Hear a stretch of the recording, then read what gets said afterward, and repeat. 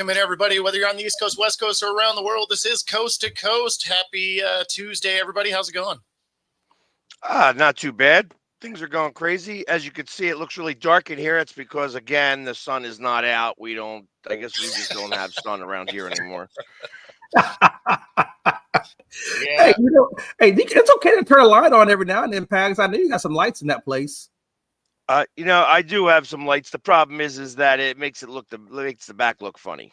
But that's all right. It's okay. You guys can see me just fine. Yep. Well, and it's funny. We finally have sun, right? We got some nice weather. I got to work the rugby game Friday, and like an hour before game time, it's supposed to start raining. I'm like, really? I got to stay. We're gonna have a nice week, and then I'm gonna have to stand in the rain anyway. Awesome, ain't it great? The best. Hey, listen, I'm not even seeing rain until like next week. I mean, it's like a damn desert out here right now in Houston. Well, that's because a lot of it is a desert. Well, until it rains, and then it rains and it floods. It's like you have the next coming of Noah and everything, because it's. Hey, listen, after what we went through this time last year, oh, good Lord, Pags, I don't know if I can go through another one of those. Well, I remember. So. Oh, that was so rough, man. I didn't get it as bad as other people got it. Some of them people that I know that live in this area, in our subdivision, whatever you want to call this, they got like serious erosion, like 60, 70K in erosion. And I'm like, oh, hell no. So I guess I should be thankful I didn't get that bad. Yeah, that's pretty rough. Yeah, that is freaking rough. Yeah, I can understand that. But I remember last year, it's like I said, you were floating away a lot of the time. It was pretty bad. I caught my wife kayaking down the creek, literally. Like I don't know how she made a makeshift kayak, but the woman made a makeshift kayak. She's from West Virginia, so there's that.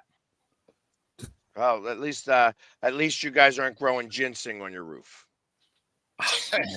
Hey, listen, I'm telling you. Hey, I'm telling you, Bubba. I know all about it. I know all about it. Those people in West Virginia are a whole different breed. You know, the thing about it is ginseng. I didn't realize how crazy ginseng is. Ginseng, because they're in the mountains where she lives, they got fields of ginseng, and then people would go in there on their property and steal the ginseng. Which is not a big, it's not a big deal if you cut it and take some of it. That's fine because it'll grow back. But they were uprooting the whole damn plant. Yes, because it's a big deal there. I mean, so interestingly enough, I mean, if you I watched some documentaries on this stuff and whatever. Like some of the best ginseng in the world grows in West Virginia, and just something about the way that the soil is and the way that the way everything is makes it perfect for growing ginseng. Right. And realistically, a lot of times it's grown on the roof of these people's houses. Like they actually set it up to grow it on the house because of what you're talking about, that they will uproot the entire plant because the biggest purchaser of ginseng in the world is a country that's got 1 billion people. Yeah, it is. So it's like big money. There's a few things in West Virginia that they do that they don't like anybody else doing. One is growing ginseng. The other one is making alcohol. Yeah, they do. They do. Start wars. Mm-hmm.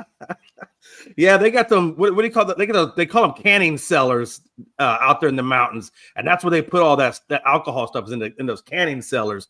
But I mean, they had like acres of ginseng, and people would just come in and start stealing it. And I don't think they ever had an issue with people coming in and taking some ginseng. It was just like, why do you got to take the whole damn plant? Like at least some of it. Shit. Well, like I said, they're taking it up so it doesn't grow anymore.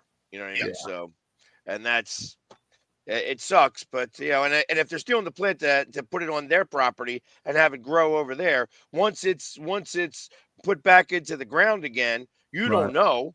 Oh, you stole my plant. That plant was exactly my plant. See my initials on the plant? Doesn't quite work that way.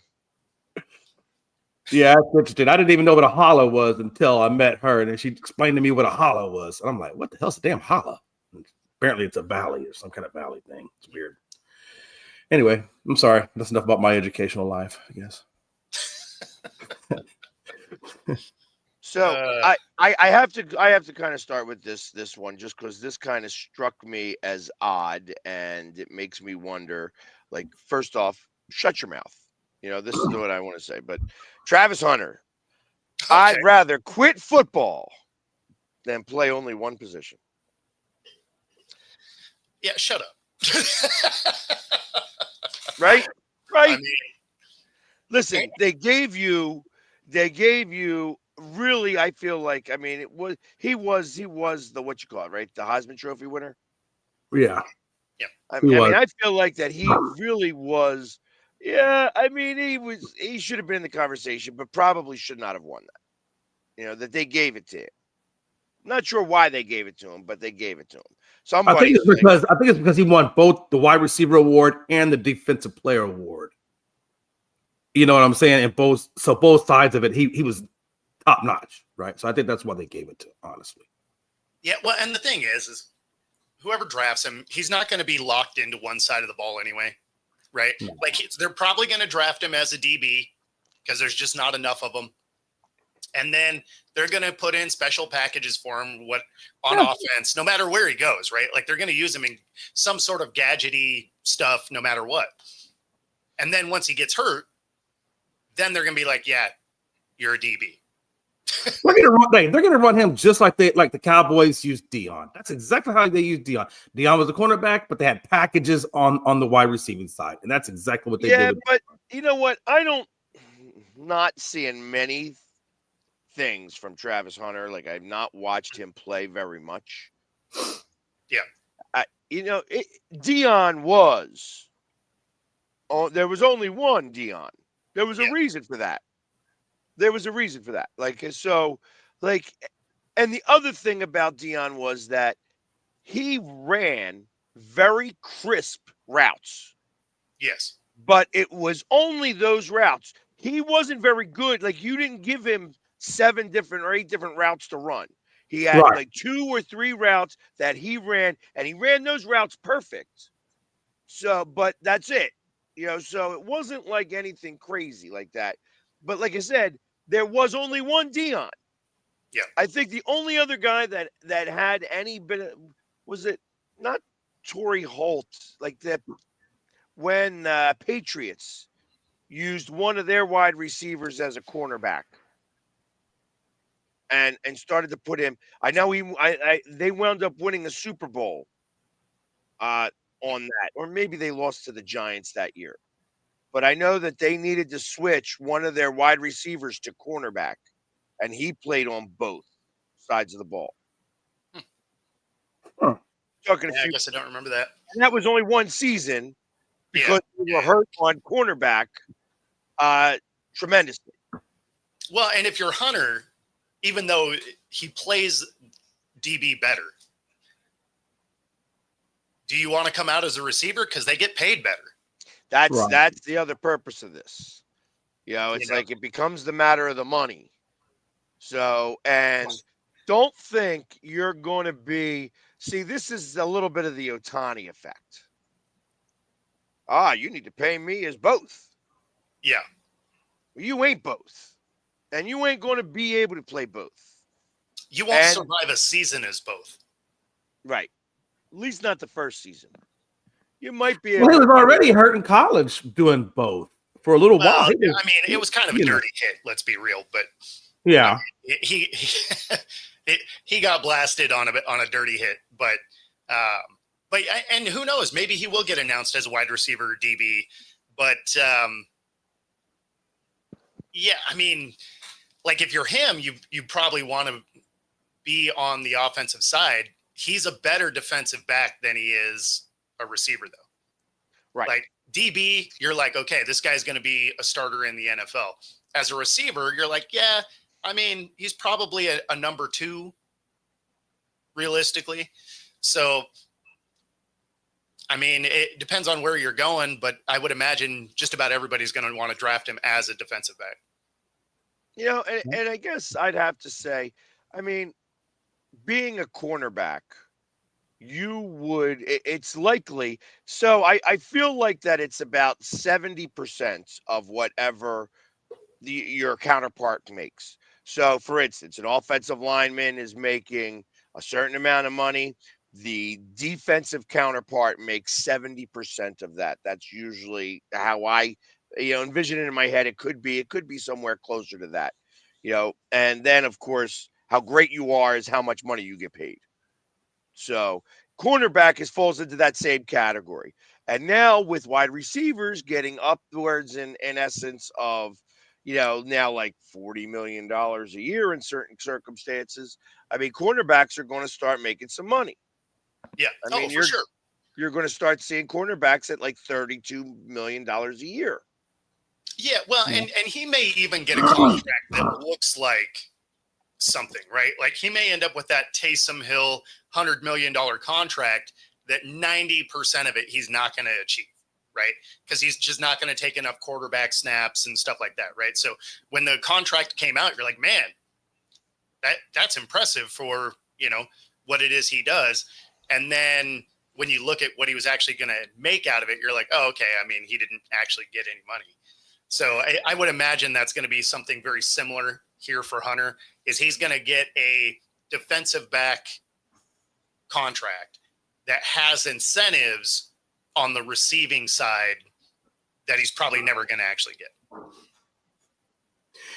Yeah, I just think playing both sides of the ball, and Bo, you're a football guy. You played the game. You know what I'm talking about. It, for the long-term sustainability of your body, that's just too much. It's too much to try to sustain over long. I mean, look at everybody that does the two-way stuff. Look at Ohtani. Ohtani, now he's running into issues with his arm, things like that. I mean, if I'm a team, I'm like, look, man, I'm paying you to play one position because I need you to be on the field. And if it's going to be DB, it's going to be DB. If it's going to be wide receiver, whatever. Maybe I could throw you the package or two every now and again, but don't think you're going to be this every day or every down guy because your body can't. You're not going to play 140 snaps a game. You're just not going to. Yeah. Right. I mean, you won't survive a season, let alone have any length of career. There's just too many hits. But do I think that he gets used? Sure. Yeah. I mean, why wouldn't you? Right. Especially if you went somewhere where you needed a DB and he can be your fourth receiver. Yeah. Then, right. I mean, whatever defense you're going against is in some trouble. But if you need him to play both sides every down, I mean, he's not going to be available, and your team is hot trash anyway. Yeah, I mean, I can even see him like if the team that he's on was to make it to the playoffs, and they wanted to throw a wrinkle at the defense, if there's like a fourth or third and four or whatever it is, put him out there, stuff like that, special things. I can see that.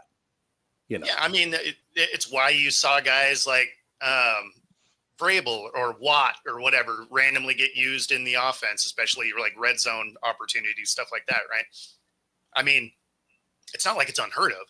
So for him to have packages absolutely makes sense. But, when you look at his tape, he plays the defensive side of the ball better. So yeah. if I'm a GM drafting him, I would draft him that way. And if I'm the GM, I'm looking at it as I get to save about $10 million a year when his contract's up. Hell yeah. Yeah. Oh, why, Mike? Drafting him, what is a DB? Yeah. Correct. Yeah. And maybe put incentives in there. Hey, if we do play X snaps, that's just an incentive you can get into your contract.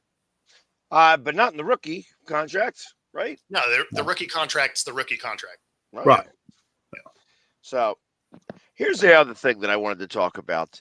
So 17 players have accepted invitations to go to Green Bay. Now, Shedeur Sanders is not one of them, which was a surprise, but nothing crazy. I can't imagine. I understand why he's not. He wants to do, he wants to be with his family type thing. Mm-hmm. However, a name that that I know that I haven't heard much information about, Jalen Milroe, mm-hmm. quarterback of Alabama. Yep. Mm-hmm. He accepted this invitation. Now, I haven't heard much about where he's going to get drafted, which makes me think he's a day 2 or day 3 guy, maybe. Unless the NFL knows something y'all don't know. So he's probably going to be like a late 2, early 3, but he has the widest range similar to yours, right? He has a really wide range of where he could be because in high-profile games he fell apart. Senior Bowl he fell apart, so he didn't have any good tape when it mattered. Against bad teams he looked great, and then in his pro day he was good. In the combine he looked good. But at the same time, it's like, okay, well, you should look good in those because you're not in pads and you're not against competition. I would hope you look pretty solid. But when it came to some of the higher profile games, he looked bad, right? It wasn't even like average. Like he looked bad. And so where he could fall on the draft board is such a wide range. And Ewer similarly because of his injury history, right? When you look at him when he's playing well, he could be really high. He could be a late first. But when you look at his injury, he could be a third rounder. Yeah, I agree. But why would the NFL ask him to come to the combine if they didn't expect him to get called? See, that's the thing. I heard last night that the Giants could take him as high as 34, which would be the second pick in the second round. Yeah. But if he's sitting there around 29, 30, the Giants may trade back into the first round to get him as number 31, 32 to get that fifth-year option. Sure. Yeah. I mean, if you think you can mold him into something, absolutely. I actually thought that would be a thing that would actually make the Eagles and the Giants trade partners in that regard, where they could. And I actually thought about that for a second, thinking that the Giants, because they are not atypical trade partners, obviously. No. But ultimately, you giving up a fourth-round pick along with your second-round pick, that's the third pick in day 2. Yep. And a fourth-round pick gives you the ability to get that fifth-year option. And ultimately, that actually makes sense for both teams because as of right now, the Eagles don't have a lot of picks. And I suspect that they are – like people keep thinking that they're going to move up in the draft because this is Howie Roseman. And I'm saying that this is not – Howie Roseman is smart. And Howie Roseman, I suspect, is not going to be going crazy to jump in and spend – the currency he's got because he kind of suspects that we're going to be able to go make another push for the Super Bowl again this year. Who would you even be trying to move up to go get? The safety from. Oh, okay. Yeah, Alabama. I mean, I kind of get that. So, or the Georgia, one of the others. I think it's. I know that there's the one guy, but he's got to fall down to 22, 23. Into that range for us to even have a shot. Sure. Because ultimately you're trading this year's 32nd pick and a third round pick next year to move up the 9 spots, right? Yeah. That's what what I'm thinking you're doing. You know what I mean? So it's and a third round pick holds a lot of weight. It does. So there's still a lot of talent in the third round. So I feel like that's I don't know that that's up his alley. I guess if he falls that far, then I'd look for Howie to make a move. Sure. Short of that, I don't suspect that Howie is going to move. I think Howie's going to, like I said, it would make more sense to move out of that 32nd pick. This is right out of Belichick's playbook. Yeah. Move out of that 32nd pick, grab yourself an extra 4th round pick. The third pick of day 4 and the third pick of day 2. You know what I mean? Or day 3, I mean. Day 2 and day 3. If you get a second round pick and a 4th round pick for trading that first round pick, that makes sense to me. That makes sense. Get the third pick of each day. Yeah. I think that's ultimately why I don't think it'd be unrealistic for that safety to fall down to 23 given this draft class. With defensive linemen, offensive linemen, I think there's going to be a lot. Obviously, wide receiver stuff for it. Would be. I don't think there'd be such a surprise if he fell down to run the mid to late 20s. See, I think it is because I don't see the run on quarterbacks happening. Yeah, I mean, it's going to be the first 2, right? It's going to be the first 2, and then from there, it's going to be, a couple of the receivers, tight end, and then it's going to be a lot of offensive, defensive line. So I still think 3 quarterbacks. That safety, because he's a top-rated safety, will probably be gone already. I still think 3 quarterbacks go in the top 10. Who do you think is the third quarterback? I think Shedeur Sanders is going to end up in New Orleans because of the uncertainty with Derek Carr. If Derek Carr cannot play this year because of his shoulder, the Saints need a quarterback because they're not going with Spencer Rattler. Yeah, well, I mean, if he were to fall all the way to the Saints, even if Derek Carr was playing, I think they would still draft him. That's why I So think who do 3 you go in the think is top the 10. second one? You said 3 in the top 10. Yeah, I'm about to say I was still who the third one right? was. Like, so who do you have going before Shedeur? Yeah. Oh, never mind. No, 2 in the top 10. I think Jalen Milroe is the third. I do think Jalen Milroe goes in the first round because you said the Giants 3 in the traded. top 10. Yeah, And I'm like, no, I meant 3 in the I was- first round. Yeah, I meant 3 in the first round. who is this mystery quarterback that I I- haven't seen? in so long? I think Jalen Milroe does go late first round, kind of similar to how Minnesota got Teddy Bridgewater, where Bridgewater was still sitting there at 31. Minnesota traded to go to 32 to get Bridgewater for that 5th-year option. I think the same thing happens with Milroe. With the Giants, it's a perfect fit because you have 2 rentals in Jameis Winston and Russell Wilson. You draft Milroe to get that 5th-year option, and you just put him behind both of those guys for 1 year. And then after this year's over, you figure out who you're going to keep basically to back up Milroe. Yeah,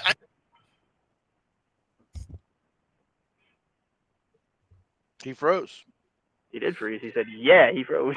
I didn't know if I froze or he froze. nah, it was me. No, that was me. But yeah, no, it's I could see Milroe in a situation like that, and honestly, that would be good for him anyway because then he could come in and sit for a year, which is something he's going to need. And I think that's really why I think they invited him to the draft too, is because they think that he is going to go in the first round. That's why I think they invited him to the green room because they think he is going to go to the first round. I mean, I guess either that or they like having the drama of somebody who's not getting drafted. So maybe it's the a ratings NFL move. is that way, right? Like they do have that, low key pettiness. I'm a dick mode. They do have the I'm a dick mode. They do. They absolutely do. So it's like, and I think that's more likely, and it's like and how do you feel about that? Like, how do you really want to be that guy? And it's like, I'm still sitting here in the third round. Am I going to get chosen or am I going to wait for tomorrow? Yeah. Yep. Yeah, where that suit looks like really tattered at that point. Did you guys talk? He's watching day 2 anyway. Did you guys talk about? Did you guys talk about Travis Hunter's comments this morning? That he'd rather quit. That he'd rather quit Yeah, than. yeah, that's what we opened up with. Ooh, that's gonna make things interesting. Not really. I don't think that's going to move the needle. Like somebody, like we said opening the show, like wherever he goes, they're going to have packages for him on both sides of the ball. So, I mean, he's not going to be a 140 snap a game guy, but he's going to have opportunities. Yeah. Yeah, I definitely think he's not. He's definitely playing football. He just talking out of his ass. Oh, 100%. Yeah. So speaking of other, dumb things from college kids, Nico gets forced out of Tennessee because he wanted to increase his NIL from 2.2 to 4 mil. Wanted to hold out of the playoffs last year to get this done. Does sit out of their spring game. And the coach was like, hey, you know what? We're good. Keep it pushing. He says that nobody's bigger than the program. And I like that. I mean, finally, we got a coach that took a stand. The Miami coach, he said, if you're on their program and you want to play holdout, you might as well play get out. And so a lot of these coaches are no longer interested in this hold my franchise hostage while you try and get more money. And I like it. We're finally starting to see some, accountability come into this. And then, of course, how Tennessee even heard about him trying to get money elsewhere is the Dan Lanning. Oregon coach. Yep. Dan Lanning gave him a call and like, hey, your guy's out here trying to get more money from us. And, that really just kind of pushed him over the edge to say, see ya. And, now you have a lot of people that are not interested in touching him in the transfer portal. So see, that's the whole thing that I think he failed to realize is not only are you not getting the money you were asking for from Tennessee, but Tennessee basically kicked you off the team because of the crap that you pulled. Yep. Now you're in the transfer portal trying to find a new team, but every single program knows what you just pulled at Tennessee. Exactly. There is not going to be one major college program that is going to touch him right now. Not true. Not true. Here's where this will turn. He's going to now fire. You got to fire your agent and be like, hey, I was given bad advice. That's how I'd play it. Yeah. You start changing it over you got to change it all over to the agent now. The agent's the one that's going to get screwed in this because he's going to be like, hey, my agent needed a bigger payday. That's what he said. He said, we're going to get this money, blah, blah, blah. I was happy staying where I was. I didn't want to have to do this. You can say whatever you want to about over there that I was up there. I was playing the company line here because this is what I was prepped to do. And ultimately, what's the best way to get NIL money? Play better, because he did not play that well last year. He was also a redshirt freshman. See, this is where greed gets you. So greed gets you. $2 million wasn't enough. Needed $4 million. And guess what? Well, it sounded like it. On the rumor end of it, it sounded like he had already kind of burned through the money, and he needed more money. Yeah, he burned through it in like a month. Them Lamborghinis are expensive. That's exactly right. Lamborghinis, houses, jewelry, clothing. I think they said he burned through 1.7 of the $2.5 million they gave him in one semester. That's wild.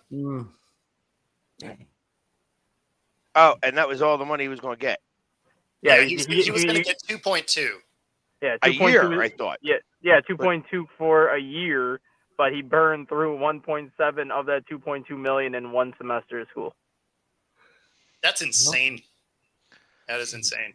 He maybe should have taken a finance class. Right? Or at least had somebody influential in his life that knows.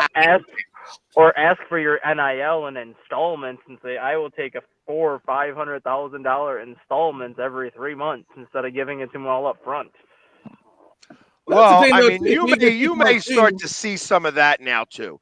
Like that's where you're going to see, okay, we're going to give you some now, some when you start your first game, some when you start because ultimately now, I mean, this is a 1-year contract in general. Mm-hmm. So even, not for nothing. Out of the 2.1 million, I guess he blew through the 1.7 and the rest went to his agent. Probably. How much did that agent pay? Tells me. That's what that tells me, because the agent usually takes 20%. That's $400,000. Yeah, 1.7. All the money's gone. Now what? I'm going to need food stamps. Yeah. Can't even pay the insurance on the expensive cars at that point. I didn't realize a $400,000 car is $40,000 a month of insurance. Oh, that's shoot! Right. I thought if I paid it in cash, I don't got to pay the insurance. Yeah. What do they say in the in the replacements? How much it costs to insure 1.5, and they pull away. Yep. Oh yeah. People understand the pressure that comes with $54 million. Yeah. Show me the Quan. Yeah, so the NFL does generally have financial advisors on their staff. This is college kids that are just handed a boatload of cash with absolutely no experience and nobody really to this point that probably dealt with that much money.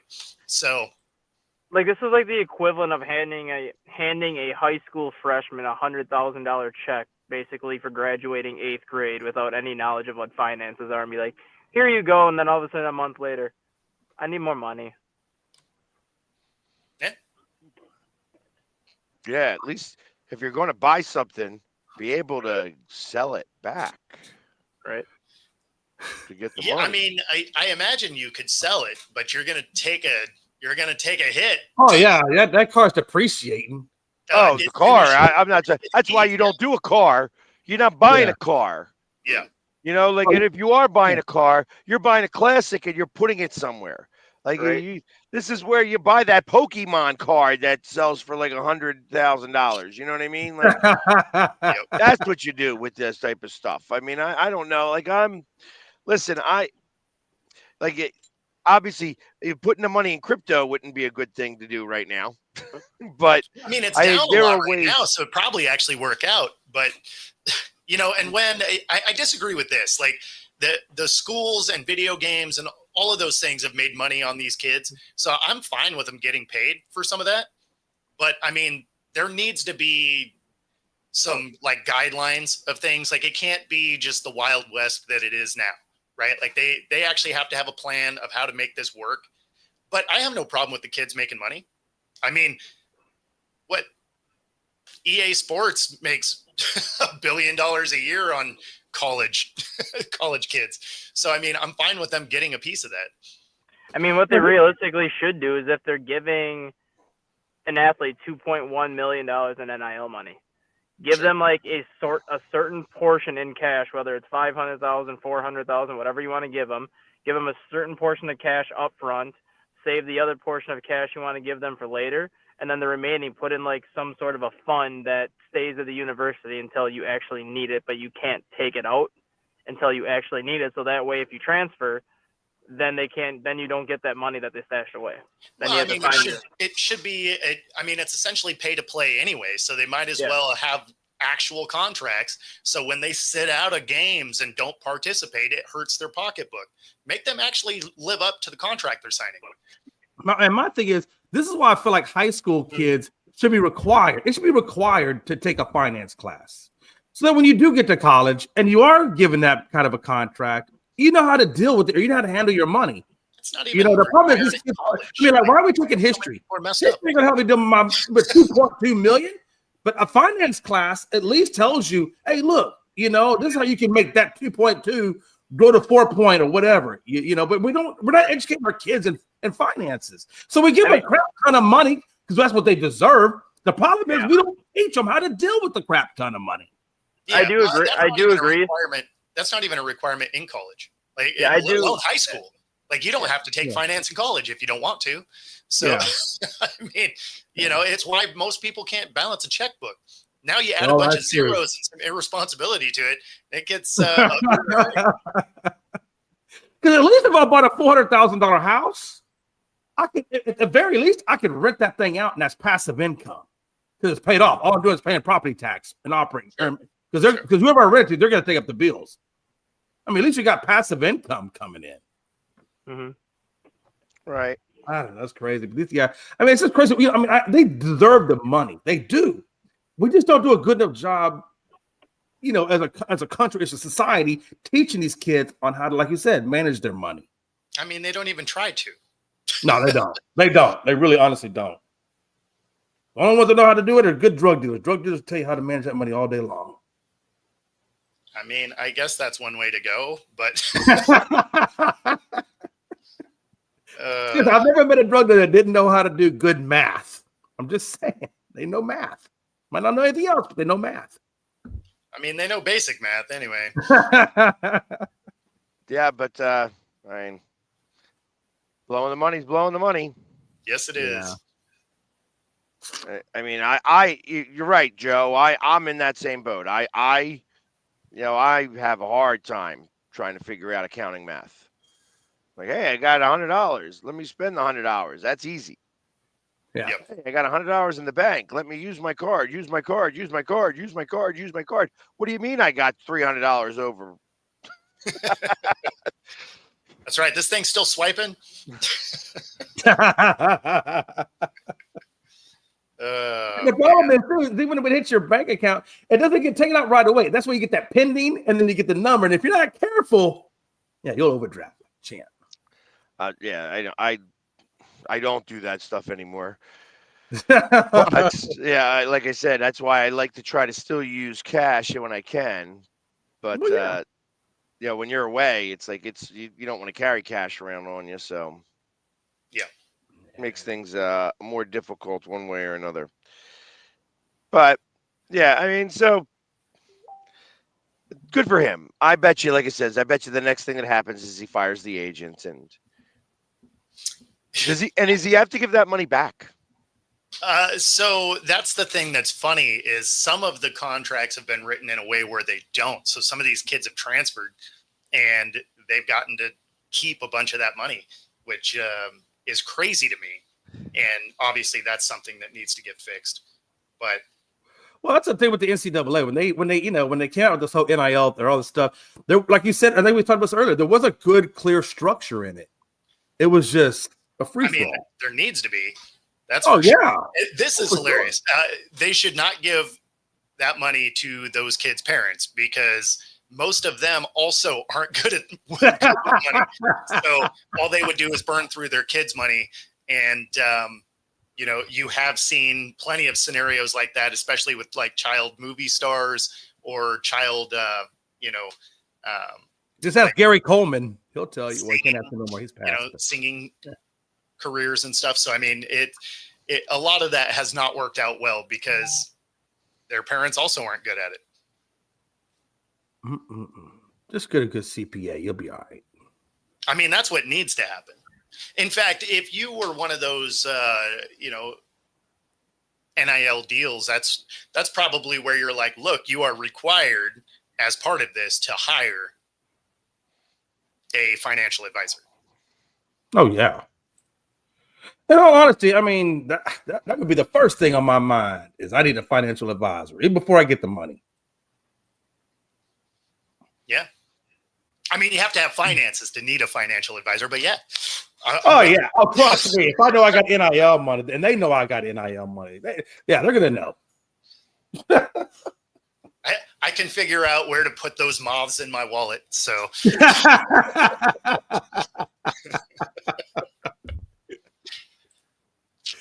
Oh, man. But even financial advisors, man, I mean, you got to be careful with them too sometimes. I mean, you still need to know a little bit basic finances. So, do I want to go long-term, short-term, aggressive, whatever? I mean. Yeah, you got to make sure that you have one that's not just robbing you. I mean, yeah. But that's true with any industry, right? I mean, you got to worry about that with your agent too. You got to make sure you're not signing a bad deal with an agent that's representing you where somehow they end up getting almost more money than you do because those contracts have been out there too. So, I mean, obviously you have to be somewhat self-aware and, actually read the contracts that are in front of you that, generally doesn't happen either. So they're like, oh, I just signed here. Don't worry about those 1,200 pages before it. Yeah. And don't worry about the little fine print you can't read. It's just stuff. Yeah, that's right. Big deal.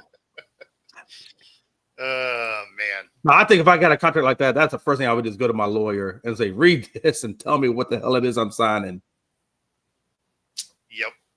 Yeah, I mean, and again, these are all things that these kids should be doing, but they're young. They don't know anything. They look at the price tag of some of these things, and they're just like, "Oh yeah, I don't want to lose any of this money to that ultimately probably would keep more money in their pocket." But and I can't say that I wouldn't have done anything different than these kids are at that age either. I did plenty of dumb stuff.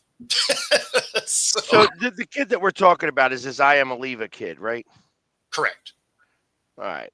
So like UCLA is in the mix now. I'm just reading now. Like I'm trying to find anything newsworthy to talk about. Like, because there ain't nothing. I mean, the only thing that kind of happened yesterday was, hey, Harper's going to have a boy because he used a blue bat.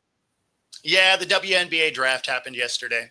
But outside of the first round, it's a bunch of people you're not going to know, right? So, well, outside of the first couple of picks, there was a whole bunch of people you didn't know.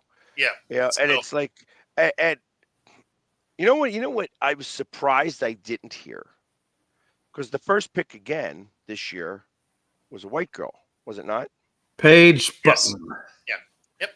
Yep. And I was surprised that we didn't hear about that. So they did. You did hear about that because one of the analysts, former WNBA player, she was just like, oh yeah, she plays okay, whatever, but she's gonna get drafted one because of her privilege, and so that soundbite does live out there. That is a real thing. Wow. And it's just like she was the best player, right? And wins the championship. I mean, but it's her privilege, not the fact that she's just really good Where at did they come basketball. up with this stuff? It's the narrative that continues to stay out there. Had I known they That's were going to go this crazy. route, I would have got that clip, because even when I heard it, I'm just like, what? Like, did you really hear what you thought you heard? Oh yeah, no. It's a real thing, and it's just like, man, she just happens to be really good at basketball. Like, it's Yeah, and that just annoys me, but yeah, that's just life, I guess, in the fast lane here. This is what happens. This is where, everybody is like, okay, yep, we could say whatever we want when we don't have to hold ourselves accountable for it. That's what it becomes. They don't have to. If I was to say, hey, she shouldn't be drafted, or the girl who, any girl of color that may have gotten drafted said, hey, she shouldn't have gotten drafted because she wasn't the best player, regardless of color. oh, you'd get barbecued. Fried like bacon. Yes. Well, I mean, realistically, that's really been the theme of this entire show. Is there is a lack of accountability in sports, right? Whether it's broadcasting, whether it's with the people themselves, there's just the accountability isn't there. So where does that line get drawn in the sand anymore? Like, at what point does that become, since it's becoming more the norm? Yeah. Because truth of the matter is that anybody could say anything about anything they want. Sure. And it'd be okay. Well, isn't that what we've been talking about for a while now, though, Pags? I mean, look, you can take this all the way back to Ja, anybody in the NFL, they're all over the place. I mean, it's all over the place. But I've said this before, it's a sign of the times. Look, we don't live in the same days we grew up in, where accountability was something. Hell, I even look at in the military, for crying out loud. It's in the freaking military. Y'all want to see soldiers walking around and their uniform looks all fucked up, and no senior NCO is saying a damn thing to them. This is just the times that we live in, man. I mean, accountability in our fucking country is gone. It's fucking gone. I see the educational system. Even accountability in the educational system is gone. Yeah, I mean, that's been gone. It's hard. It is so hard today. But yeah, I mean, and it's one thing had it been on, a podcast, a platform like ours, whatever. This was national TV. Yeah. Right. And it's just like, man, you can't just celebrate a number one pick, or at that time. And I'm surprised because ultimately, again, I suspect that most of the people that are watching this are, I guess they're women. So I'm going to say probably 70% of the people that were watching were women. And I'd be willing to bet that even probably a good 60 to 70% of those people were probably of the same color of the girl getting drafted. And, and again, don't say anything because of what it is they don't want to, because they don't want to be the one that gets fried on the opposite side. Right. Because what they say matters and what I say doesn't. Because they could say that I'm racist and they are right because I'm wrong. That's it. And let's be honest, this ain't the first person, right? Caitlin Clark got all kinds of hell. I mean, is it really anything different now that Paige is getting it? I mean, you saw it with her. It just transcends to the next one. And God forbid if another white girl got number one, I'm sure it would pass on down. So I disagree with that. Okay. So Caitlin Clark didn't. Reese did. Reese got a lot. But Caitlin Clark didn't get no backlash? No. For being the number one pick? No, I meant just in general. No. Nobody disputed that she was going to be the number one pick. Like, she set all the NCAA records. Nobody was trying to say she shouldn't be the number one pick. There were some. I remember that.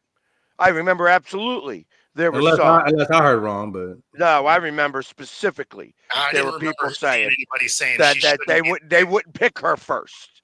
There were some prominent girls, Hmm. prominent, saying that. So I wouldn't pick her So- first because So blah, blah. I knew that there were players saying that, but I didn't see any of the like TV.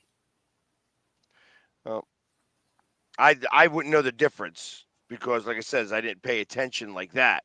I got I just, whether the players are saying it or whether they're analysts saying it, they were all the same to me. I got you. Yeah, because I mean, I know that some players were saying it, and some of that had to do with the fact that she was getting so much hype. But when it came to the media, like they were pretty much all on board with the fact that she was gonna be the number one pick. But and yeah, Chris, Dan Hasselbeck. Always Chris with the good news. I know, right? Chris has always got to make sure that we bring up bad news. I have to look up who Dan Hasselbeck even is. Yeah. What did he play Knight Rider? No, Oh no. That's Hasselhoff. Hasselhoff. No, it's Matt Hasselbeck's dad. Yeah, No, I exactly. didn't know who it was. Exactly. I wear Matt Hasselbeck's jersey when he was an Eagle. They took his name off. They put my name on there, and you're asking me to say, "Oh, let's mention it." What are we mentioning it for? What's the purpose of that, Chris? I don't even know who he is. Hey, for those who don't know, Coast to Coast is very sensitive to the passings of people, and we say rest in peace, Dan. Yeah, He's such a jerk. I know. I'm the bad guy today. Man. Yeah. Hey, real quick though. So Lilliard has a blood clot. He's going to miss the first round for the Bucks. You got to imagine now. I mean, where do the Bucks even go at this point, right? I mean, I don't think they have enough to get through that first round without Lilliard being there. Who's their coach? Doc Rivers. Okay. Yeah, there you go. But they're not going to get swept. No, they'll probably be up 3-1 in the series and lose. Exactly. So let me ask you this. This is something I saw on First Take. They were talking about Giannis. If they get kicked out of the first round of the playoffs, at what point does Giannis starting to look maybe to leave Milwaukee and go someplace different? And if so, I've also saw where they were talking about maybe possibly Miami being a good place for him to start over in. But Miami are they going to move on from Pat Riley? I mean, there was a whole thing. I tried to push I would trade 1-for-1 Embiid for Giannis. I was trying to push this a year ago, was I not? I said I would trade 1-for-1 anywhere you could. Guess what? I would have looked like a damn genius had I done that. Yeah. A genius. Because what would a guy like Giannis, who actually really cares about the game of basketball, do for the city of Philadelphia? Not much, unfortunately. No, he would and he wouldn't. He's got a little bit of the attitude. The problem is I don't think he's like a Philly style guy. You not only have to have the attitude, but you can't have the chip on your shoulder in the wrong way, like for the fans. You can't have a chip on your shoulder for the fans. And it would be like the first couple times he gets booed that he would start to get that chip. And I can't see Giannis being that guy here. And it's a shame because I'm a firm believer that, again, if you come here, you play your balls off and you win a championship, you get a statue made for you. That's what happens in Philly. We honor our champions with statues. Mm-hmm. That's how we play here.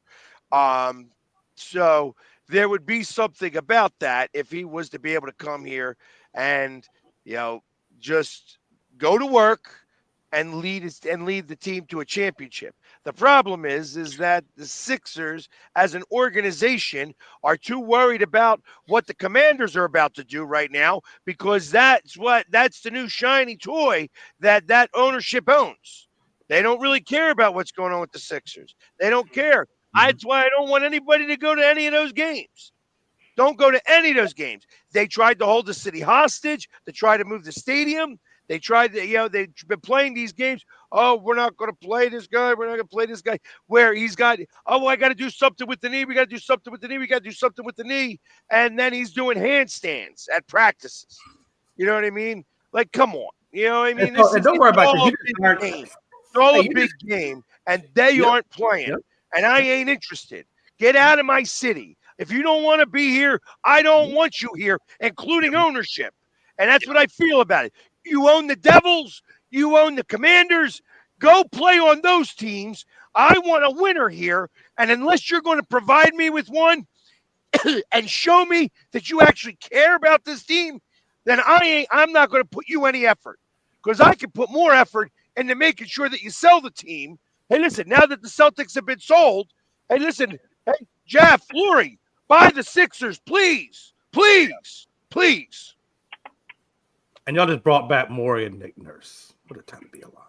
Well, Nick was under contract. It's not even a big deal.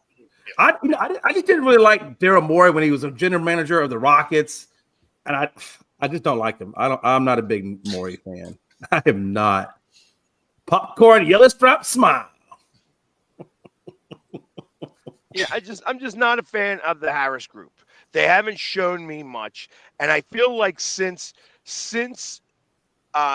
all of the Philly aspects have been removed from ownership, there is no Philly in this.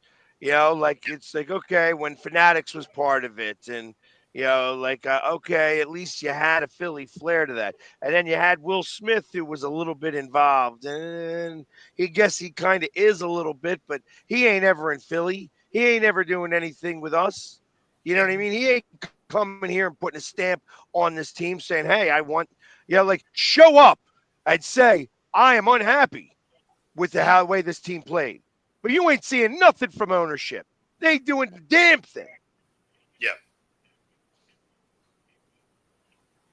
Yeah. Somebody pissed on my chair today, I guess.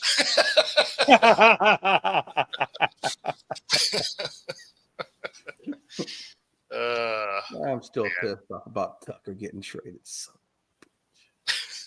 Yeah, I was just reading about something like that in baseball. They were like something about Tucker. I don't know what was going on with that, but it was somebody else talking about Kyle Tucker? Yeah. Arenado thrown off by Astros trading Tucker. What does that mean? No, I don't know, but the Cubs and Kyle Tucker are already exchanging extension talks and extension figures. Wow. Okay. Yeah, they're not going to let Tucker go. Only our asses are dumb enough to let him go. It's not about letting him go. It's about the owner doesn't like to spend money. Oh, he doesn't have to spend money, and he knew that when he brought in Tucker. Here was the reason. The owner's never written out a contract more than $180 million. Well, he's about to get ready to. I doubt it. Well, I don't think Tucker's going to sign. Cardinals third baseman Nolan Arenado confirmed one of the reasons he used his no-trade clause to block a move to the Astros was because the club dealt all-star outfielder Kyle Tucker. He's one of the best. Tucker's one of the best players in the game.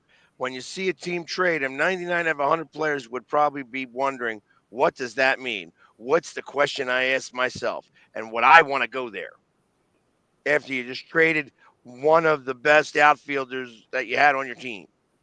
So he blocked the trade. Yeah. I'm not going to Houston. Screw Houston. Okay. Yeah. I agree with that sentiment. I mostly agree with it, but at the same time, you also have to look at it from Kyle Tucker's entering his free agent year anyways. Was Houston I was looking at it from a Mariners fan. Yeah, well, in terms of like Arenado, I can understand it because if he's going to go to a team like that, he wants like the best roster to be assembled. But at the same time, he also has to look at it and consider Kyle Tucker's entering his final year until he hits free agency.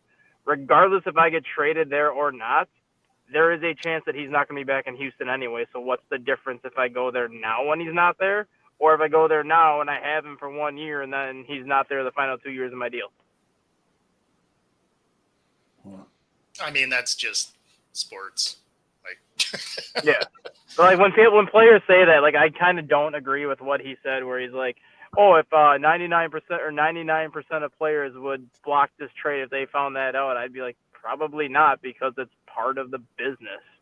Like, you know that if your team is entering a rebuild or a retool, that you're going to start getting rid of some of your higher paid players or players that are about to get paid a lot of money. There's a reason why the Cardinals tried to trade Nolan Arenado. There's a reason why the Cardinals got rid of Paul Goldschmidt. They're entering a rebuild right now, and they're trying to get rid of their big contracts. Right. Yeah, I mean, that's just the business side of it. And then, of course, this is going to be, it's all going to turn in a little bit anyways when they go on strike. True. Yep. Then they're all rebuilding. Then they're all rebuilding because they got to pay everybody they paid up until that point. And they got to keep paying them. That's right. Perfect. Well, that gets us to the top of the hour. Appreciate everybody hanging out with us this morning. If you're on YouTube, be sure to like and subscribe. Helps us bring our content to you. And, of course, if you are on Roku, stay tuned for the next hour. Otherwise, we will see you all tomorrow. And we got the special note from our Philly sports guy. What's up, everybody? Philly Sports Guy here, and I'm here looking for creators, influencers, and business who are looking to turn their influence into impact. Join us on May 17th at Rec Studios Philly for the first annual Philly Influencer Symposium. This is the ultimate networking event for all influencers, creators, and businesses who are all doing big things in and around the city. It's all going down with your host, me, the Philly Sports Guy, and a powerhouse lineup of speakers, panels, and networking that's going to leave you leveled up and fired up. Whether you're repping your brand, building your business, or just want to connect, this is where Philly's most powerful voices come together. So I look to see you there on May 17th at Rec Studios Philly for the Philly Influencers Symposium. Get your tickets before they're gone. Let's go, Philly! Yeah!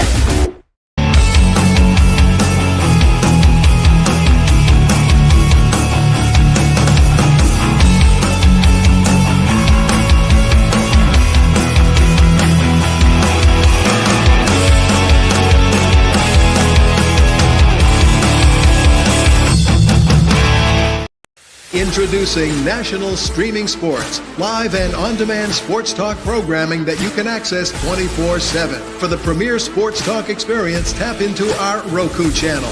Start your mornings with Mac and Jack covering all the weekend sports action. Then pour a cup and enjoy all the sports you can drink on the Coffee and Sports podcast. At midday, talk sports from east to west on the Coast to Coast podcast. Followed at night by some hot girl talk with Prim and Proper Sports featuring Sonia Pearson. Talk boxing on the Gloved Fist. Yankee fans tune in for Start Spreading the News. And there's more on the College Sports Huddle and Sports Scope with Robert Butler. There are 20 podcasts in all and 70 weekly shows giving us a 3.4-star viewer rating. To find us on Roku TV, search for National Streaming Sports on the Roku search bar. Click on the logo and you're in. National Streaming Sports, live